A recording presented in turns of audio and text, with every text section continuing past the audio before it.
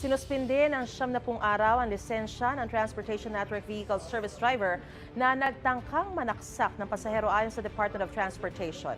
Sa kuha ng CCTV ng Barangay 293 sa Maynila, kitang bumaba ang 2 pasahero mula sa isang TNVS. Sunod na bumaba ang driver para iabot daw ang sukli. Maya-maya bumalik ang driver sa kotse at kumuha ng kutsilyo sa kainambahan ang lalaking pasahero.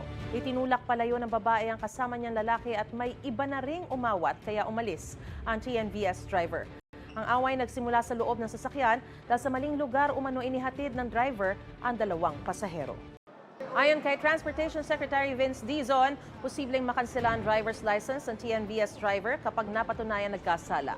Sa InDrive ride-hailing app, ipinadala ng Land Transportation Office ang show cause order sa driver dahil doon nag-book ang mga pasahero. Sabi ng InDrive ride-hailing app, hindi pa sumasagot ang driver. Nakaban na rin daw sa kanila ang driver dahil sa pag-iwas niya sa investigasyon. Inalarma na rin ang iba pang ride-hailing apps kung saan din konektado ang driver.